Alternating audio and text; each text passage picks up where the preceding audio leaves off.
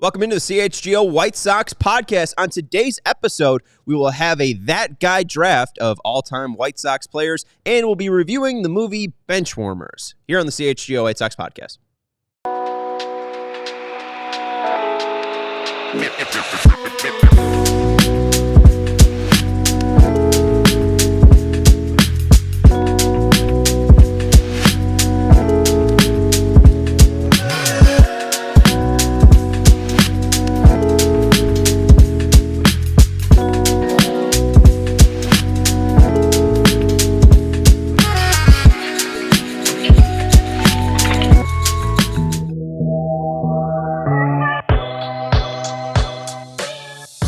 Welcome into the CHGO White Sox podcast. Happy Black Friday. Welcome into the CHGO offices here in the West Loop of Chicago. We're in Studio A. I'm your host, Sean Anderson. Alongside me, the full CHGO White Sox crew. That is Vinny Duber, our CHGO White Sox beat writer. You can follow him at Vinny Duber. Read his work at allchgo.com. The man in the middle is Herb Lawrence. Hello. Our CHGO White Sox community leader. We're being produced today by Sarah. Hi. Hello. And on today's show, we'll be doing an all-time draft. Be drafting a starting nine of that guy players who were fine, but you remember them. And by all time, you mean the last 30 years? Yeah, 1995 to 2025, because I wasn't alive in 1995, so we'll give a little bit of grace there. You were a child. I was a youngin', yeah. You were a child. Your White Sox watching. Adult. I'm kidding. I was like 17. Yeah, your White Sox watching started though around like what 93, 90. Yeah. So there you go. We'll make sure that everyone has a chance to talk in this conversation. Because if we're talking about, Richie Zisk, maybe Grandpa can talk about that, but not even my grandpa, because he's not a big baseball fan. Richie Zisk was also pretty good. I don't know if he would fall into your criteria here. All right. Well, in our criteria, the player that we have to draft had to at least play 100 games for the Chicago White Sox from 1995 to 2024. Have less than 5 baseball reference WAR. So we'll be going down the line and seeing who can draft the team. I don't even know if what are we are we drafting the funniest team or the best team? I think whoever brings you enough joy. Yeah. Whatever brings you joy. So just guys you want. Yeah. I mean, who do you want on your team? Does it have to be the best team? No. Will it even be the best team? No, we're drafting from bums. So, how truly can we actually define this? If you catch Andrew Benintendi in the right week, he might have 12 home runs. It's true. So we'll figure that out. Also, we're going to be talking about Friday Flicks is back here on Friday. We're going to be talking about Benchwarmers, the 2006 film that Vinny had such a delight in choosing. He loves I did not choose it. He watched this movie when it came out in theaters, and he has a ton of stories to share from that AMC. So we're very excited to hear about that, Vin. All right, Herb. Yes. You are our resident White Sox fan. Yeah. So I will let you pick a number 1 through 3. I'll go with 3. All right. You want the first pick? I'll take it. All right. He'll take the first pick. Vinny, we'll make it easy. You get the second pick. I'll get the third pick, and then I'll get the fourth pick. We'll go snake style. I have one more question for you. Yes. So obviously there are some players whose time with the White Sox perhaps took place prior to the start of our time frame here, but then bled into the bit of the window. Do you want to use Ozzie Guillen as a reference? He's a great here? example. Yeah. Would he be considered a good player? Because between 95 and 24, he obviously had fewer than 5 WAR to your criteria here. Would he be considered good, or am I getting 1996 Ozzie Guillen? I think if you want to draft 1995 to 1997 Ozzie Guillen, if you want 33-year-old Ozzie Guillen, you can have him. Okay. All right. He's free for you. Yeah, I think. I mean, Herb, you have any ruling? No, Ozzie? No, hey, if you got a player that you're very into, I would assure that his 95 would be better than his past 95. So, yeah, as Sean said, have at it. All right. Herb. Yes. Who is going to be your Bob Seymour? Who is going to be your first overall pick here? Who are you going to grace the people with? I know he only played 1 year, but he hit his 400th home run with the White Sox, and I was covering him at that time. I'm going to go with future Hall of Famer. I can't believe he's still not a Hall of Famer. Andrew Jones. Ridiculous. Like, that man had a pretty solid 1 year with the White Sox, even though I forgot what year it was. 2010. It wasn't a great year for White Sox. One of the worst years in White Sox history for my viewing. 07, 10, of course, these last couple of years. But I enjoyed watching a future Hall of Famer on the White Sox actually kind of be productive, not like Ken Griffey Jr., not like John Kruk and Jose Canseco, who are at the end of their careers. Andrew Jones, while at the end of his career, was still playing good baseball for the White Sox, and I'm going to put him in center field. 33 years old, 2010 Andrew Jones, 1.9 WAR, 230 batting average, 341 on base percentage, 486 slugging, a 120 OPS plus. He did play all 3 outfield positions. Where do you want to play him? I'm going to put him in center field. Andrew Jones is Herb's center fielder. I feel like that's probably the only serious draft pick we'll get, but Vinny, you know, if you want to bring some serious to it, I think that's actually a really decent player Herb got. I can tell you a story, too. Why I like Andrew Jones is because back in the day, I used to work at the Score 670, a radio station here in Chicago, and we used to play this thing called Hotel Roulette, where players back in the day used to go by their actual names. Nowadays, they go by aliases. So if you know the hotel the player's at, it was a big-time advantage. They were all at the Pfister Hotel in Milwaukee, which is a big, expensive hotel in Milwaukee, which is apparently haunted, but that's neither here nor there. I asked to speak to Andrew Jones, to the clerk, and they let me right up to his room. And I pronounced his name as the U in it. So I was like, is Andrew Jones there? Because that's kind of the way that it was said in the lexicon during that time, like Andrew Jones. And so when I said that, he's like, it's Andrew, and hung up the phone. Nice. Immediately. I was like, hey, man, now I'll never call you anything else, but also kind of a jerk that time.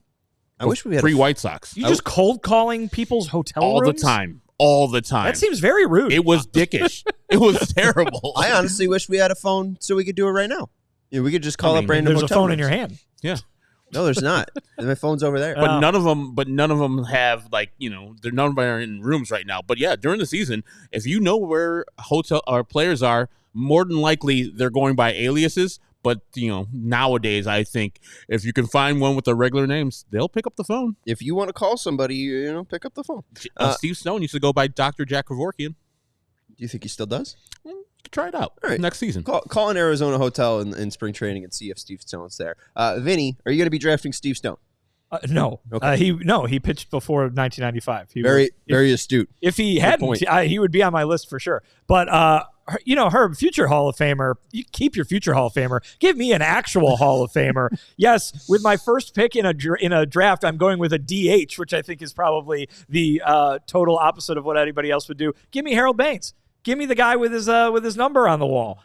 Franchise legends are not easy to come by in a sub-5 bWAR draft over the course of 30 years. But because he spent most of his White Sox career prior to 1995, he is still available under these criteria. Give me the Hall of Famer, evidently Harold Baines. I didn't have DH listed, so is DH a position we want to draft? I had someone's going to have to bat. I had catcher, first base, second base, shortstop, third base, left field, center field, right field, pitcher. So do we Sean's playing by old-timey rules. All right, well, we're going to include DH now. Vinny's got his DH and Harold.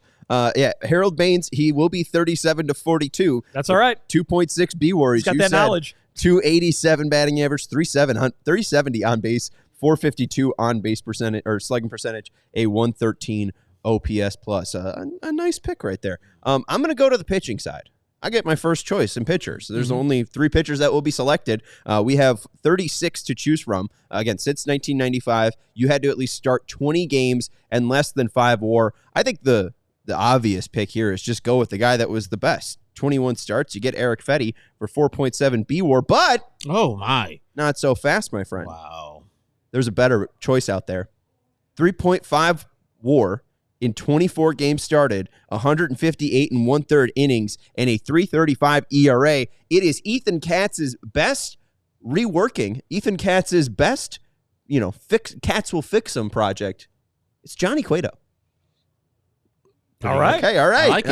I like it. The one-season wonder. An insane roar. 36-year-old Johnny Cueto with his 1.18 ERA plus. Cueto will be taking the bump for me. I like it. It's a solid pick. I'm so surprised that he hasn't been reacquired as a White Sox. I mean, there's still time. I guess in 2025 we might see more Johnny Cueto, but his 1 year he was there. I doubted the White Sox were picking him up, and then he just was the best pitcher on that team. And hey, you could still probably find Johnny Cueto throwing down in the Dominican Republic in his White Sox workout uniform on Instagram. So go follow him. He did with his horses. With his horses. Yeah. He did have stints with the Angels and Marlins after the White Sox, but nothing really of note. Only about 63 innings pitched. But I'd be down for 39-year-old Johnny Cueto. What can he do? All right, I guess I get the next pick here. I will go. Andre Jones is a pretty good pick. Harold Baines is a pretty good pick. I'll go with the 33-year-old. Shortstop's the most important position.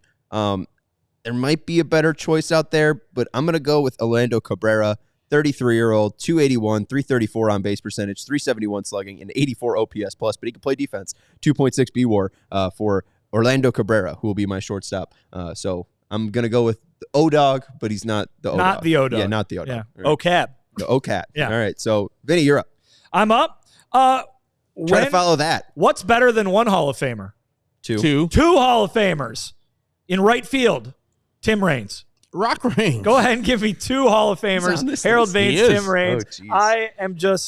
I'm just loading up on Cooperstown residents. All right, 1.5 WAR for the 35-year-old Tim Raines. 285, 374, 440 or 422 slugging, a 111 OPS plus and 95. So Tim Raines is on your team. You got to get right up the middle. Wait, left field? Right field. Right field. Yeah. You got to get right up the middle. So I already got my center fielder in Andrew Jones. And I'm going to get my shortstop in a second. But since it's under 5 WAR, I'm going to go with the catcher. That's James McCann. His years here as a White Sox got him that big-ass deal he had as a New York Met. And he has gone on to the Baltimore Orioles and played very well for them as a backup catcher. But when he was here, he turned Lucas Giolito into the pitcher that he was briefly, and he was great with the bat. So James McCann will be my catcher. And then if we're going double again, you got to go double. There's no bigger hit that's happened in this rebuild than Larry Garcia. And what? Larry Garcia, in his home run that he hit. Oh, no bigger. I thought you meant like a player hitting in the rebuild, No. like turning into a superstar. No. There was no bigger hit, like a singular moment of hit. That's true. Yeah. Then Larry Garcia, and I'm going to put him at shortstop for me because I have a second baseman in mind. So, yes, Larry Garcia, James McCann are my two picks there. What's the bigger hit if you're going to make that voice? I would say that given the benefit of hindsight, the Field of Dreams game was a bigger deal than the one. I don't want to say throwaway because the atmosphere was awesome. It was in the postseason, I understand. But they lost that series pretty decidedly. Mm-hmm. I would say that the Field of Dreams game was more impressive. Yeah, maybe we'll have to do that on a different holiday. It's a different draft. Yeah, I think I might even take Luis Robert Jr.'s home run in against Oakland because that was like, now we finally see like the player everyone's ever wanted, and it's mainly just Mike Fiers throwing the worst pitch you've ever seen in your life. Ball. All right, Vin, you're up.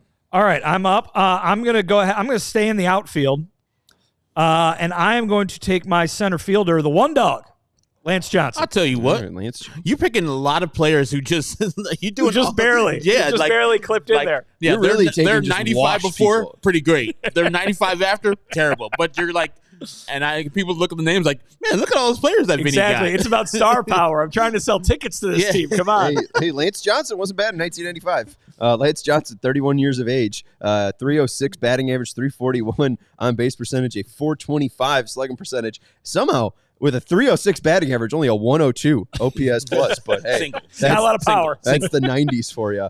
All right, I think I am up. Oh, this is gonna be a tough pick. I don't think the catcher thing was a bad idea, Herb, but I'm gonna go to left field. I'm gonna take, I think, the best hitter on the board.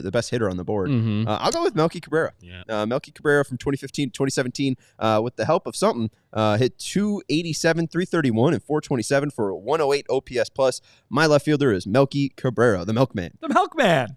All right, so we'll go with Melky Cabrera. I got two Cabreras on my team. We might just go with the what's it called?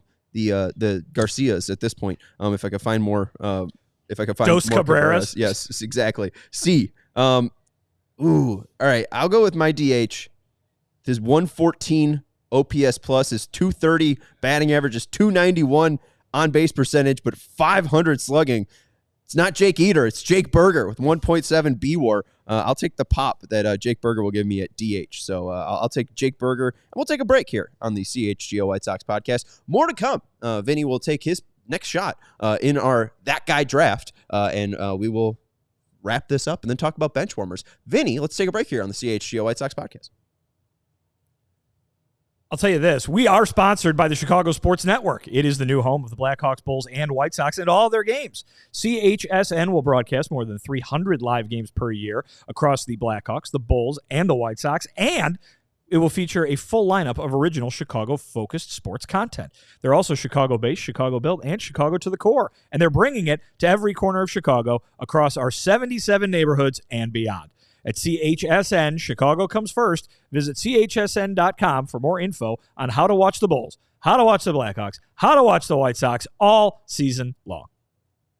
Perfect. Thank you, Vinny. We also want to let you know about our friends over at Rugged Road. Rugged Road is dedicated to creating innovative and durable outdoor gear for adventurers who demand the best. Our products are designed with the highest quality materials and craftsmanship, ensuring they perform in the toughest conditions. Whether you're on land or water, Rugged Road gear is built to accompany you on every adventure. And the cool part is they're floatable. One of the most unique features of Rugged Road coolers is in their ability to float upright so you'll never lose a drink. I'm just picturing, a very crafty fisherman with a beer cracked, probably a line and kugel to make it proper.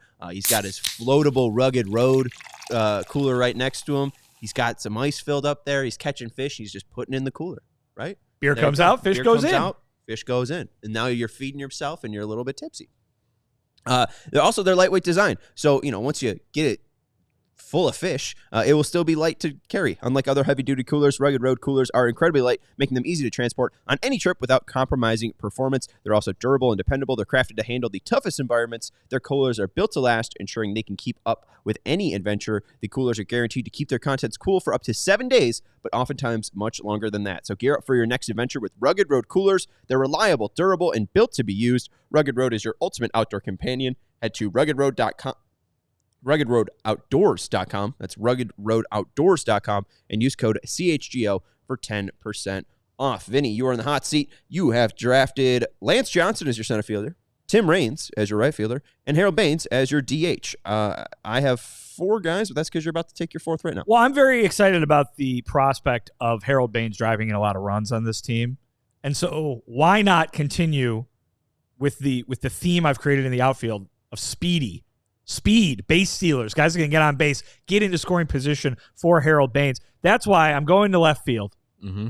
And Herb's over here nodding his head because he thinks I'm going to pick Scott Podsednik, but he's wrong. So.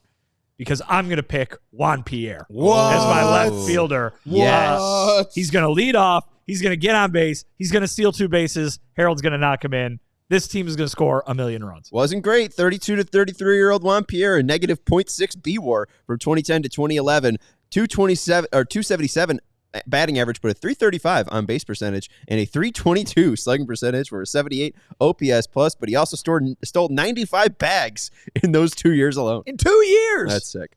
I like that pick. Good pick there, Vin. All right, Herb, you're up. All right, I'm going to go to left field, and I'm going to pick a player that every team he was on, he got on base, and he brought an edge to the team.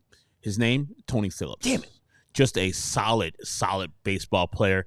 Even in his older age as a Chicago White Sox, still got on base, still had an edge, and you need that on a team. And so I need somebody to get on base initially so my people can drive him in eventually. Tony Phillips is my 4th pick. And then you want left field? Where do you want? I went, He played left, right.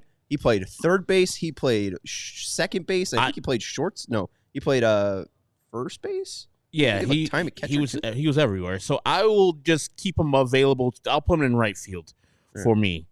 And then for left field, since Vinny didn't take him, I'm going to take Scotty P, which is surprising in his White Sox career that he never got to 5 bWAR. The player he was traded for the year he was traded, and Carlos Lee had a 5 WAR that one season.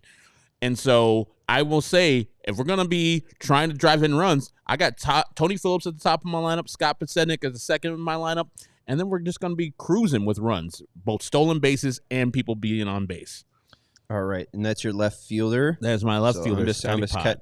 I feel like also Podsednik was probably pulled down by some of those later years, right? Yes. I mean, the first year wasn't good, or the last year wasn't good, but what, 2005, 1.7 WAR? So, I mean, Scotty Potts wasn't bad. But anyway, defense wasn't great. Herb went. Vinny, you're up. All right, so I'm thinking strategy with this next pick, right? So if we were to be drafting players with no cap on WAR, right, from this era, Yeah. 3 guys be off the board already. Immediately. Frank Thomas, Paul Konerko, Jose Abreu, they'd all be off the board.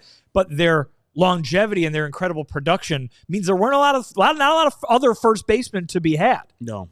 So I'm going to go with a guy who didn't play a lot of first base during his time with the White Sox because of the presence of Paul Konerko. But going to go with a guy who can stick right in the middle of that lineup. He was an all-star. You might forget. Adam Dunn. Oh, okay. You go with the big donkey? My first baseman is going to be the big donkey, Adam Dunn. All right, nice. Yep. Adam Dunn, not a horrible pick here. I believe he is 19th, tied with Paul DeYoung and D'Angelo Jimenez with OPS+. But Adam Dunn is your big donkey, and since you have Harold Baines at DH, Adam Dunn's going to be your first baseman. All right, not a bad choice there. All right, I'm going to go with – I got 2 picks. I have catcher open. I have first base open. I have second base open. Third base, I think I got to go third base here. And I'm going to go with his 104 OPS+, his 308 batting average, 351 on base percentage, and 447 slug. It's Ross Glode, World Series champion. Negative 0.7 WAR, but hey, he can hit the ball. And that's all we care about on my team. So I'll go with RG Ross Glode. You don't play him at third? Yes, why Did not? he play much third base? There's an 8 next to his name, Ross Glode. That'd be center field. Yeah. Oh, that would be center field. I think I thought he was left-handed, so he did not play third. Okay, I don't know why I read All right. that as Well, third. you've already taken Ross Glode, Sean. Where are you putting him? He's playing at third. Uh-oh. Gonna be a lot of errors over there Right at the fielder, hot corner. Ross Glode. The first left-handed third baseman in a while. Maybe ever. Ross Glode's my pick. Let's move on. All right.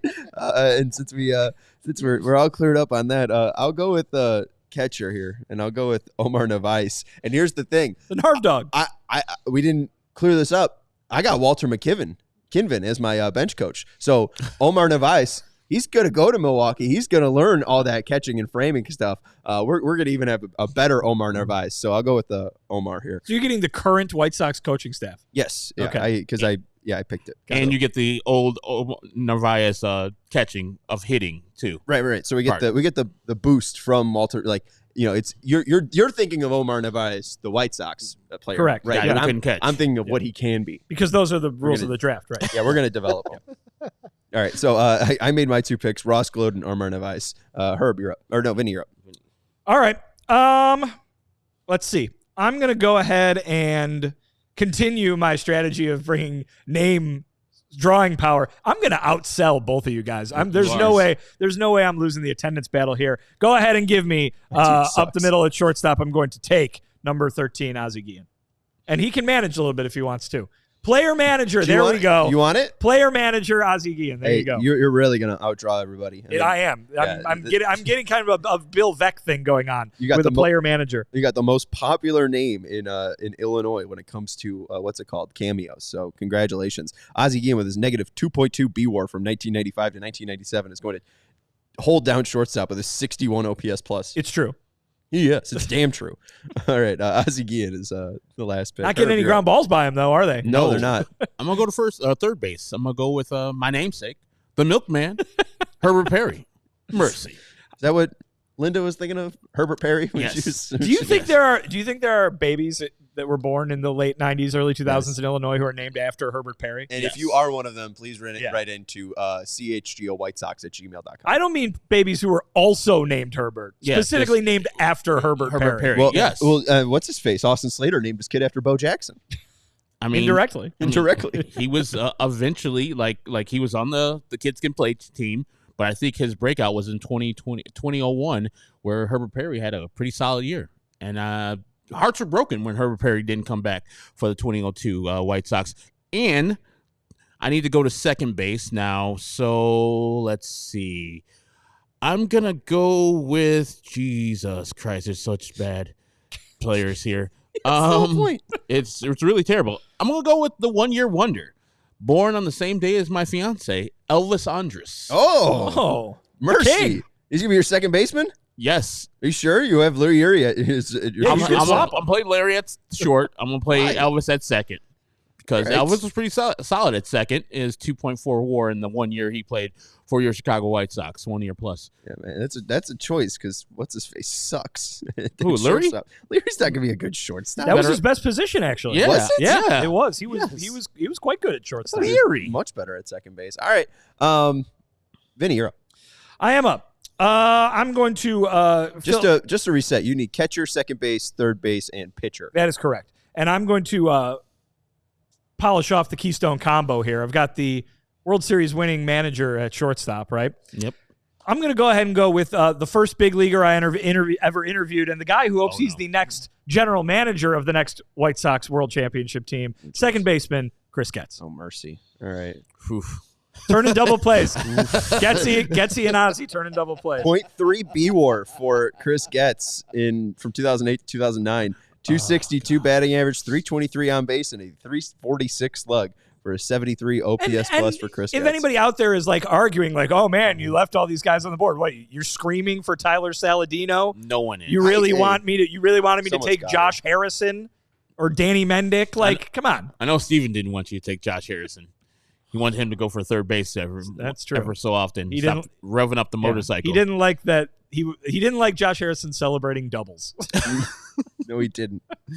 All right, now I got to figure out who I got to pick. And See, I threw you. You were going to take Getz, weren't you? you know I was. First base, second base, and center field are the positions I need. And man, let me tell you, there's no good center fielders here at all. This is just slowing down the podcast completely. I don't even know who to take. I will go and just get my first baseman done because I know Herb has a first baseman coming up. This guy is technically second on this list when it comes to home runs. With his 253 batting average, his 310 on base percentage, and 415 slugging percentage for a career OPS of 101. It's the 1.1 bWAR, Andrew Vaughn. Oof.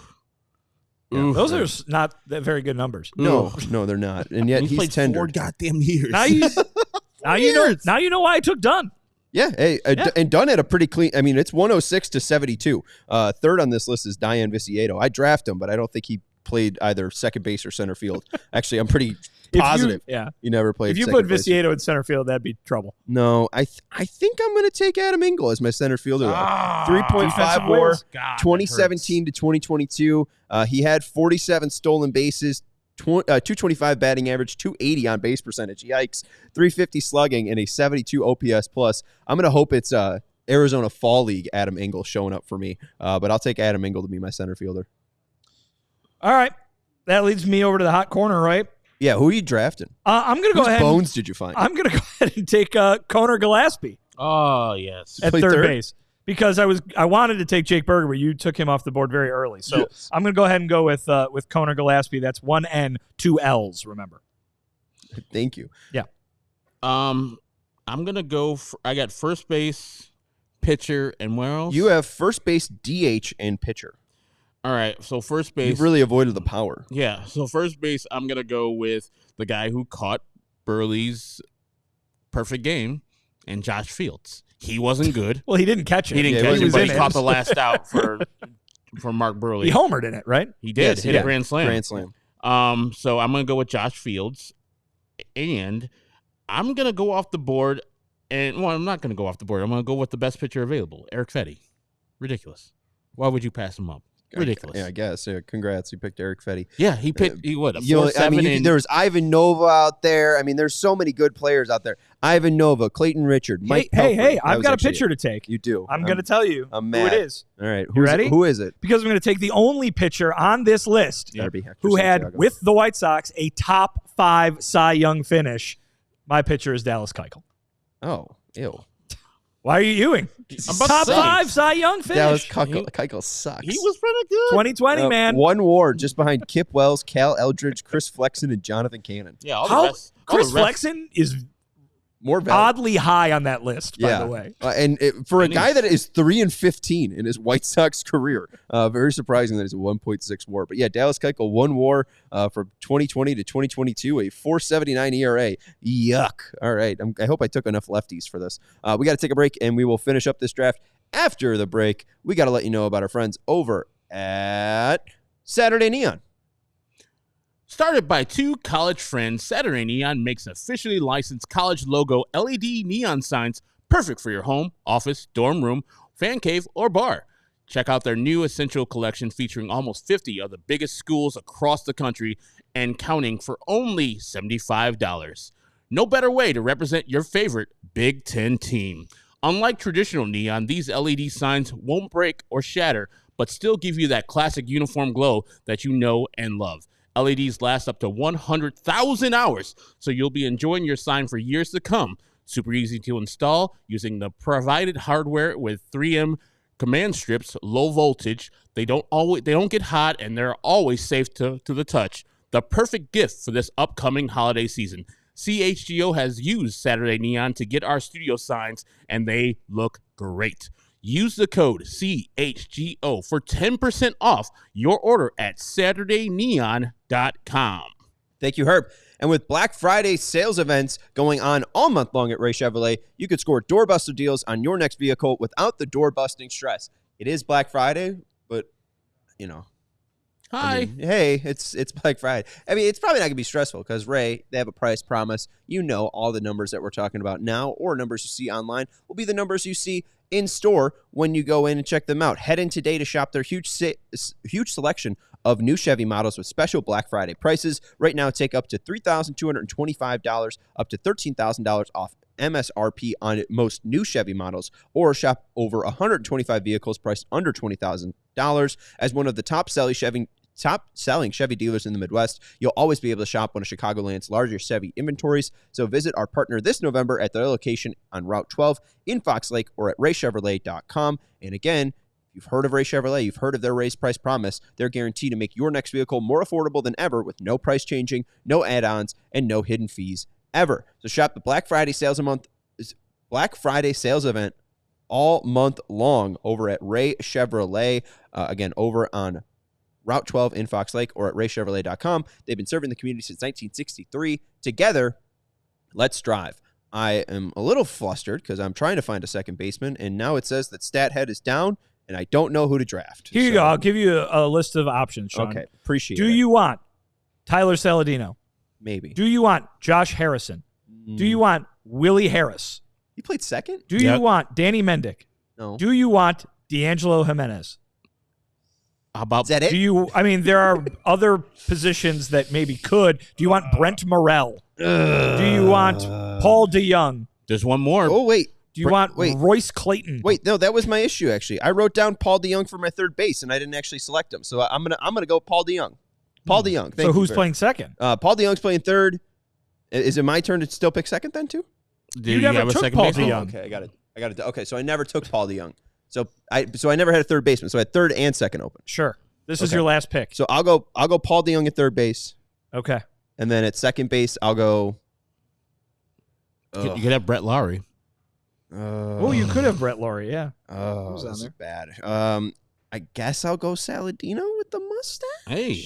Yeah, I'll go Saladino with the mustache. Tyler Saladino. I'll go Tyler Saladino. All right, so my team's finished, but we'll get to it after. Herb, you need a DH. Vinny, you need a catcher. My final pick, catcher, Sandy Alomar Jr. Nice. He could, if Ozzy's going to be my player manager, Sandy Alomar Jr. can be my player bench coach. Did they get along? They were on the team forever. Yeah, he kept on coming back. It was the Coras that didn't get along with the Guians. No, the Coras and Guians are tight as hell. I thought that was the whole thing. It was, No. Joey was mad at Ozzy or something. Maybe I got my timeline mixed up. All right. Anyways, last pick in the draft. Pick. I could go with my man, and I love my man some Yermin Mercedes. That's actually a pretty good pick. I'm gonna go with Japan's finest hitter or Korea's finest hitter, Matt Davidson. What? That's my DH. You weren't even gonna go with Diane Viciedo? No. Oh, come on. No. Boo. No. All right. No. I'll say this. I don't think I get a bonus pick, but if we were also drafting a utility position, definitely would have taken Rob Makoviak. Oh, Rob's a pretty good one. I mean, he played everywhere. Oaklawn legend, local legend, could be in the Howard Ankin commercials. He could be. You know, that's actually a pretty good pick. Yeah. You got any honorable mentions? You wanna take like a Jeff Keppinger? No, I wrote down some people that You could have I had didn't- him for second base. that Sean. did not. I was saying if I didn't pick up, or if you guys would have picked up James McCann, I would have went with Brooke Fordyce. Oh, I would have gone with Corey Lee again, and made the same exact Walter McKinven joke, and just said, hey, the framing is going to take an upswing with McKinven in town. All right, that's going to do it for our draft. To go over the teams, Vinny, you selected at catcher Sandy Alomar Jr. Your first baseman is Adam Dunn. Your second baseman is not GM Chris Getz. Your shortstop is Ozzie Guillen. Your third base is Connor 1N Gillespie. Your left fielder is Juan Pierre. Your center fielder is 1995 Lance Johnson. Your right fielder. You don't have to specify. Your right fielder is 1995 Tim Reed. You don't have to specify. Your It's fine. DH is Harold Baines from 1996 to There's a 2001. couple Hall of Famers in And that. your pitcher is Dallas Keuchel from 2020 to 2022. My team is Gold Glover? loaded with all-stars and Gold Yeah. Glovers, Hall of Famers, Cy Young winners. And this was the issue. Herb and I were talking to Patrick, and we were talking to Jared over there, and we weren't talking to Vinny. We were letting Vinny just lie in the weeds there. Yep. And Vinny you were mapping this I was entire off draft in the out. corner just strategizing. Mercy. All right. I ran away with season ticket sales on this team. Herb's team is James McCann catching, Josh Fields at first base, Elvis Andrus at second base, Leary Garcia at shortstop, his namesake, Herbert Perry at third base, left field, Scott Podsednik, center field, don't call him Andrew, it's Andrew Jones, right field, Tony Phillips, DH, Matt Davidson, and pitcher, Eric Fetty. Hey, you went pretty overseas there with Matt Davidson and Eric Fetty. That's why I'm about. And then my team, Omar Narvaez is my catcher. Andrew Vaughn is my first baseman. Tyler Saladino is begrudgingly my second baseman. Shortstop, Orlando Cabrera. Third base, Paul DeYoung. I guess I should have just made my second baseman Orlando Hudson. He probably wasn't that good. Probably. I probably should have just went with both Orlandos. Wasn't on the team very long. Third baseman, Paul DeYoung. Left fielder, Melky Cabrera. Center fielder, Adam Engel.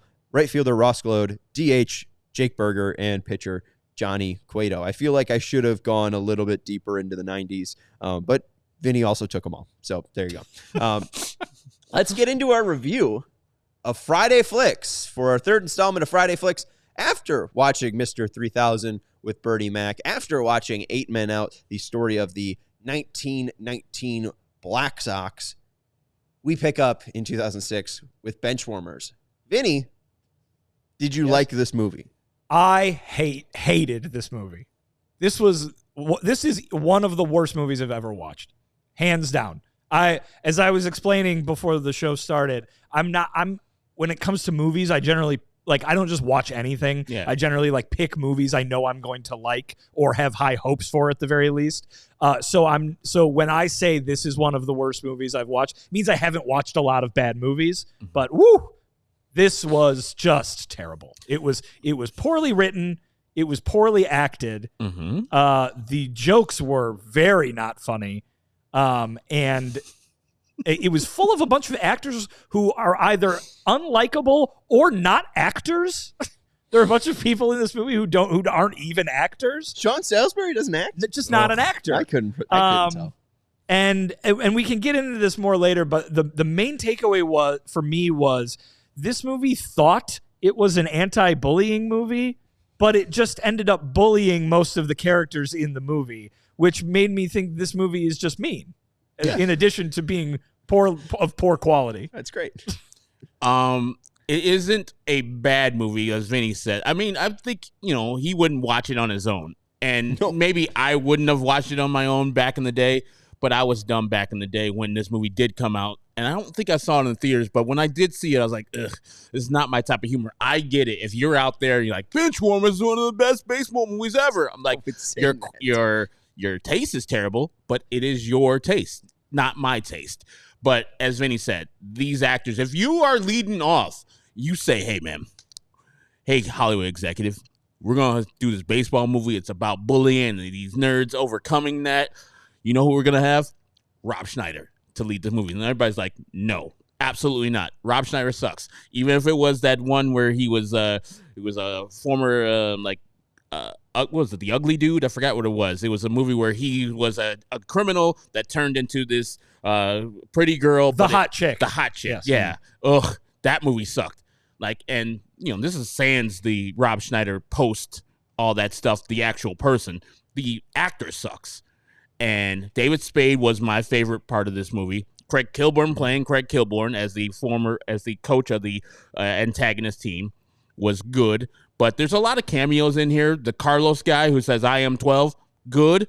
Now, would I say it's one of the worst movies I watched? Probably not. The only movie I've ever walked out of is a movie called Gone Fishing with Danny Glover and Joe Pesci. Absolutely horrendous. So I judge every movie towards that one. Is it Gone Fishing bad? No, but it's not that far away from Gone Fishing. The jokes just don't land. They're sophomore-ish. They're just not my type of humor. Rotten Tomatoes has this as a 13% on the tomato meter, Way high. which is from reviewers, movie reviewers. The popcorn meter, 64%. So audiences like it. IMDb rating, 5.5 out of 10. I give this 2 thumbs up.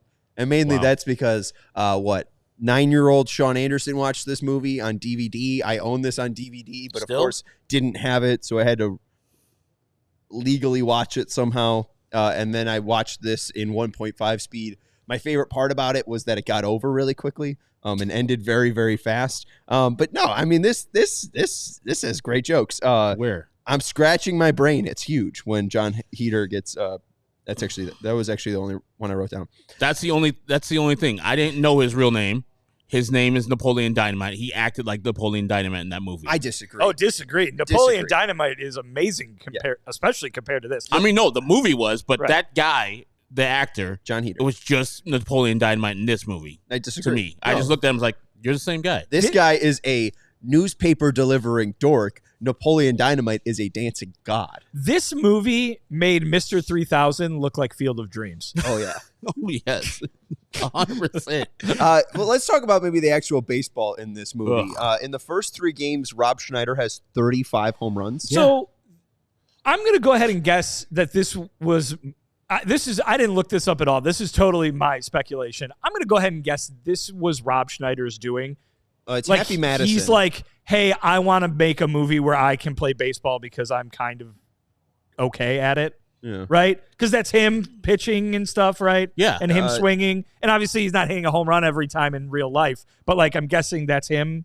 Did you ever baseball. see Mama's Boy or is it Mama's Boy? Mama's Boy. Yeah. So the guy who's the star of that one, Alan Covert, he wrote this along with Nick Swartzen, your favorite. Terrible.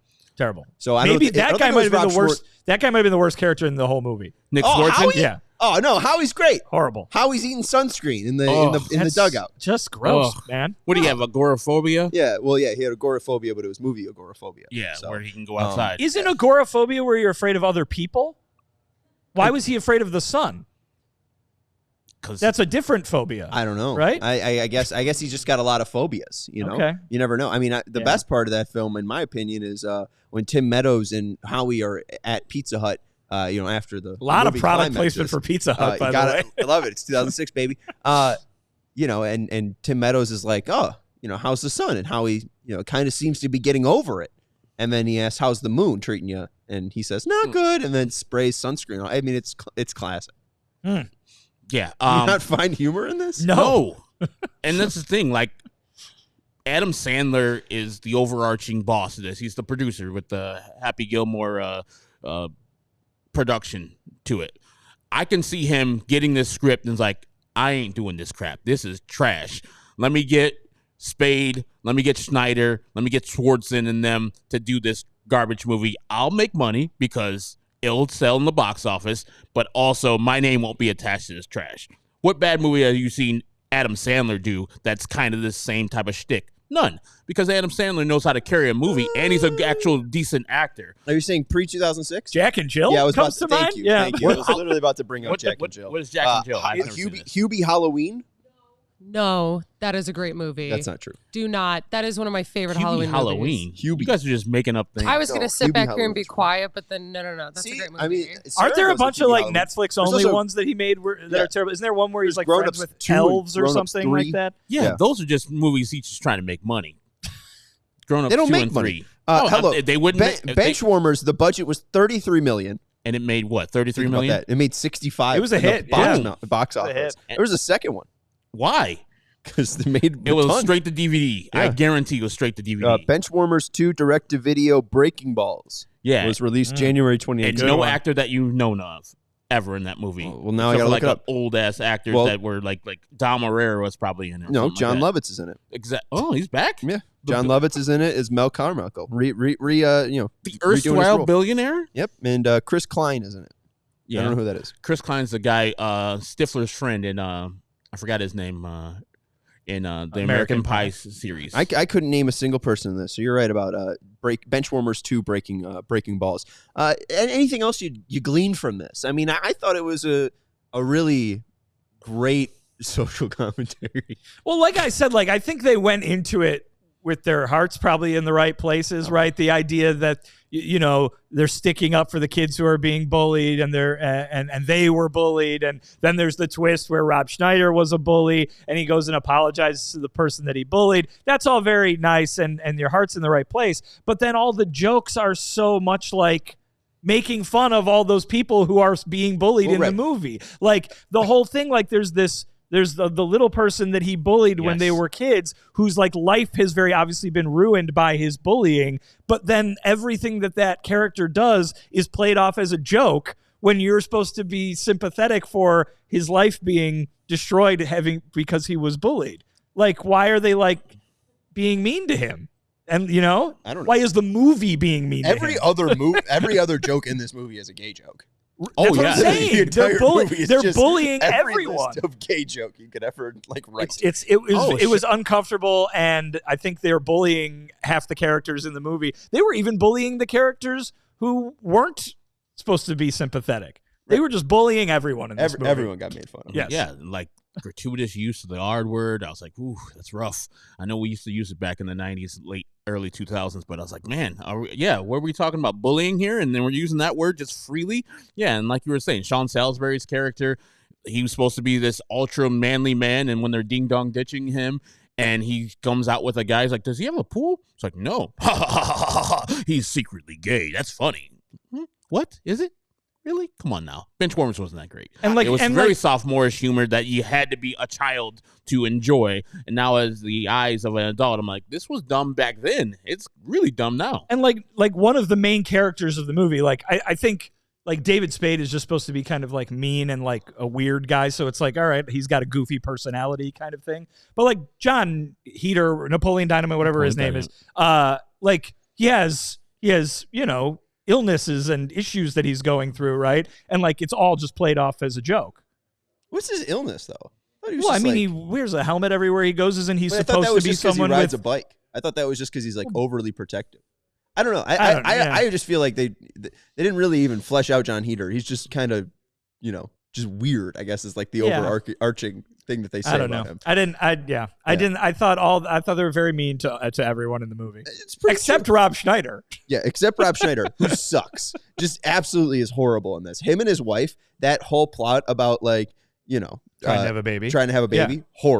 Horrid, awful. Just, I hated seeing his wife in every scene. It was poorly acted. Sean, not a fan of the show of Las Vegas. He's obviously. Also a horrible, just husband. This woman is please come home. And he's like, no, I have to berate 12-year-olds and just hit home runs inning after inning. Also, we know, at least in those first 3 games, that I don't know their names now.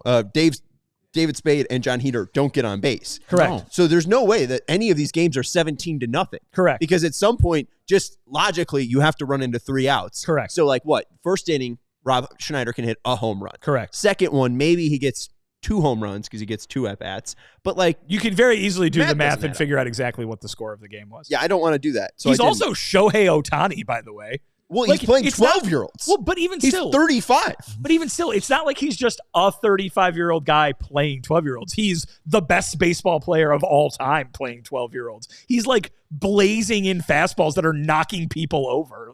I don't know, man. I mean, it was, the part where he throws it in between David Spade's catching, that's, no one's, throwing it that hard. I'm going to be honest. 100% confidence. I don't see myself hitting a lot of home runs at a Little League field. If you have a 12-year-old Little League team that has 3 open spots, I think we would love to be the Benchwarmers. We would love to try to do this. I can be the Rob Schneider if you guys don't think you'd be that good. But, hey, we can all be Rob Schneider. Ground outs. I'm doing nothing but grounding out. Is that because you're not trying, though? A really good 12-year-old travel team would beat the hell out of us 3. That's very true. Would beat I would love us to see like it. we stole something. That's another. The realism of the baseball wasn't good either. That's why I also judge these movies. Like, did these people actually know how to play baseball? Like, it was supposed to be that David Spade is bad, and I think that's where we get the term sword from, where he was just swinging There's the no ball, way. just try to chop it down. I hadn't heard sword, but before that in the lexicon. And then Rob Friedman used it in his Pinch and Ninja stuff. So I think that might be the place where you get it. But it didn't seem like Rob Schneider was an actually good baseball player. Like, he was hitting home runs for no damn reason versus 12-year-olds. But that's not realistic. Any washed-up baseball player that hadn't played baseball in a while would get murdered by these children. You see kids play baseball nowadays? I think They're you got to awesome. give yourself a little more credit, guys. You No. are a back-to-back softball championship Yeah, winner. That's true, softball. but Vinny doesn't It's play. slow. It's slow. Hertz, and it's your best versus the player. same age people. Equally slow people. Yes. Like, kids No, there are was a kids mix are of 20-year-olds. nowadays. Oh my god! I kids think are I could hit a ridiculous. 68-mile-per-hour fastball. Ooh, I mean, I could It's hit not it into that the fast. ground. Yeah, that's true. Hey, I mean, but David Spade showed you. I mean, you just put the ball in play. You Yeah, know? versus a drunk Carlos. Well, no, but here, no, because this is the one that I do want to bring up. David Spade pulls an Antonio Brown in one of these games. He hits a ball. I believe it's because he pictures it as a mailbox. The catcher's talking some trash to him. Yes. Yes. And they Reggie just, Jackson in this movie, by the way. Yeah, of course. And Reggie Jackson got made fun of for being a tuba nerd, Hey. as he should have. Hey. I didn't say anything. Yeah. How dare you make fun of people for playing the tuba? Oh, okay. Yeah. Why didn't you turn into Reggie Jackson? Yeah. Many reasons. All right. But, they go through with John Lovett's driving them through the neighborhood, and they're smashing mailboxes. And this catcher starts talking trash to David Spade, and he's like, "Oh, I'm going to hit you." And he pictures the kid's head as a mailbox, but then he's like, "No, I'll take it out on the ball." And then he pictures the mailbox. He rips one into the gap. So this is a double. And somehow, even though he stands in the box and is running poorly because he's a nerd, the cutoff Because he's throw, David Spade. right? He's a nerd. The Yeah. cutoff throw gets to the infield by the point that Spade's rounding third. Like, if this is the 12-year-olds we're playing, we're destroying them. I mean, I'm faster than David Spade, okay? Like, the fact that that's even an inside-the-park home run and that he has the chance to Antonio Brown, the catcher, and do, like, the flying jump kick to the face, I think that's just bad fundamentals. I think they're playing the White Sox of 12-year-old travel teams. Can't even get the cutoff in. There was a much better movie to be made here in which the team that plays in the championship game at the end, all kids. the nerdy kids who are the fans of Yes. them, were the team through the whole movie. Yes. That's the movie that I want to watch. Yes. I didn't understand. You could have made Little Giants into a baseball movie. Yeah. Like, that's what that would have been. But no, you're like, oh, I want some 35-year-olds to get some pound of flesh from a guy who says I am 12. I mean, is Carlos the best part of this movie? Oh, he's so funny. Just a funny part. No? No. That was of the it funny. funniest. That was not the funniest part of the movie. The best part of the movie was when it ended, certainly. If I had to take a silver lining from this movie, I do always like seeing John Lovett, so I guess that would have been it. Also, he didn't strike me as like a loser or someone who had like, you know what I mean? Like, he John just Lovett? liked Star Wars. Yeah. Like Yeah, everyone just a nerd. besides Herb likes Star Wars. Herb probably would even like Star Wars if he watched it, but he won't watch it. Would you guys like the Knight Rider car? Would you drive Knight Rider? I thought that Immediately. Knight Rider showing up in this movie was also a silver lining. Okay.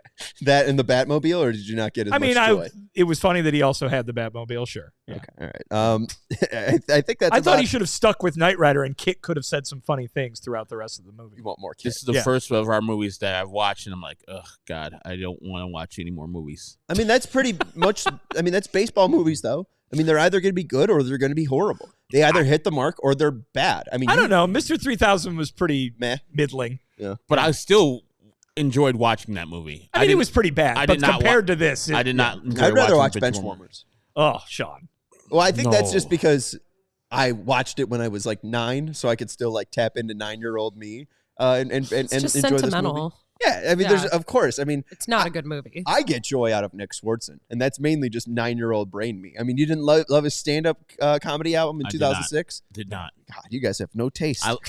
I liked Adam Sandler's stand-up comedy specials in the 90s because he was actually funny. You didn't like when David Spade said, "And it's got PlayStation," because I always say PlayStation like that. No. I was a grown adult by this time this movie came out. The No. part when they're on the bus and they realize Howie's on there and they say, how did David Spade get him out of the house? And he says, there's a serial killer loose and he's killing anyone named Howie. That's my name. That's my name.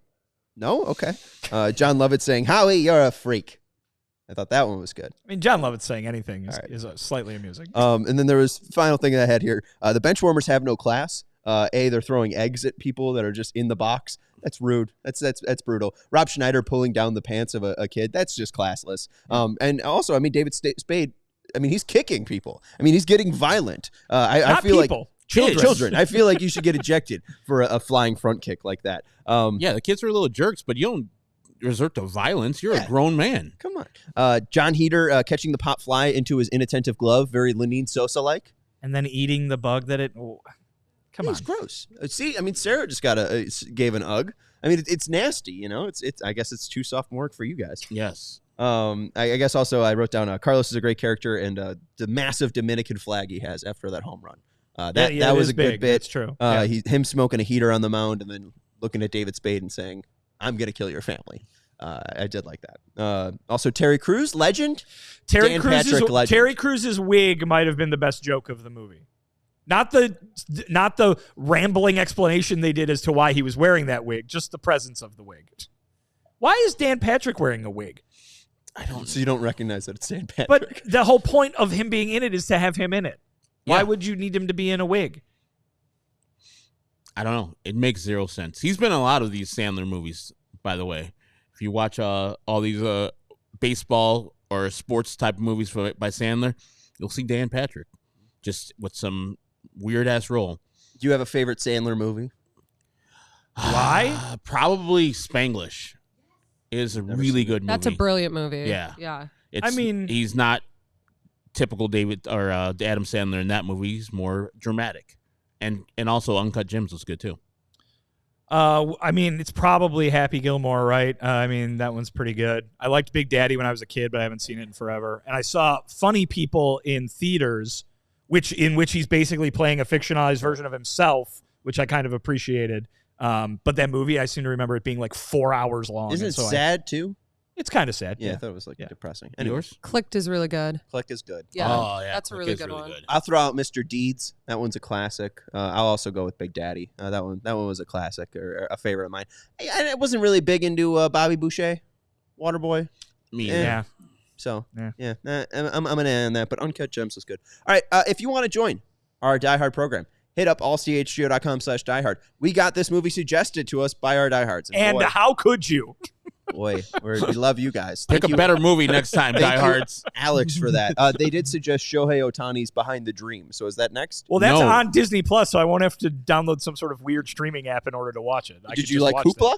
Huh? Did you watch it on Hoopla? I did watch it on Hoopla. Hey, you got a library card. I do have a library card, yes. There you go. But head over to allchgo.com/diehard to get all exclusive access to our written content up at allchgo.com. You get discounts on merch and events. And again, you get access to our CHGO Discord where you get to chat with diehards like yourself and us included. Vinny has been doing a weekly session where he listens to records on Thursdays. Vinny, you didn't do it yesterday because it was Thanksgiving. It's true. Wow. Congratulations. Yeah. Very big of you. Get not to in work on there a so holiday. you can suggest a better baseball movie than this one. Do you guys want to not go to the diehards and pick a movie? I don't mind just the diehards chiming in, but I just want them to know that this one that they suggested I absolutely despised. What's our next Friday flick? We have about 2 minutes to describe it. I've already chosen one. I think you've chosen Mr. Sean, you get to 3000. pick It's your choice now, Sean. Oh, I would have pitched Benchwarmers. Ugh, Benchwarmers 2 Breaking Balls. Is that next. one goes on your damn list. Ugh, so terrible. I have to pick it? You picked 8 Men Out, man? I picked 8 Men Out. I He picked Bernie Mr. Mac. Mr. 3000. Yeah. All right. We could just discuss this next No, time. no. You don't have to do this in 30 seconds. That's not true because we have about, a minute and 15 seconds to kill. Oh, I see. I think I already have the movie. Okay. I think we'll do a league of their own. Oh, that's a great one. Why don't we do Yeah, that? 'Cause good. I've never seen it. Yeah. No, you've never seen it? Well, then this will be Oh, great. Great perfect. pick. You ever seen Star Wars? Hey, A League of Their Own is much better. Stop. I've seen the Hey. the condensed version of Star Wars. It's called Spaceballs, and that was great. Spaceballs is very good. I have no issue. We can watch Spaceballs too. Also, they wanted to know, the diehards wanted to know, is Twilight a baseball movie because there's baseball scenes? I've never seen Twilight, but if there's baseball in it, I say you can be that way because Die Hard is a Christmas movie. So My Best Friend's Wedding, also a baseball movie. The Only Die Hard the Christmas first thing. Twilight has a baseball scene. I absolutely Yeah. do not want to watch Twilight. Let's No. watch A League of Their Own instead. All right. Please. Is Die Hard a Christmas movie, Vinny? It is. It is. To each their own. Sure. It's just Why takes not? place during Christmas. That's Vinny Duber, our CHGO White Sox beat writer. That's Herb Lawrence, our CHGO White Sox community leader. I'm Sean Anderson, your host. Thank you to Sarah Victor for producing the show. We will talk to you next week. We have a live show Monday through Friday at 4 p.m. So make sure you subscribe to the CHGO White Sox, or subscribe to the CHGO Sports YouTube channel, and hit that thumbs up button. We'll talk to you next week on the CHGO White Sox podcast. We all silly like the mayor.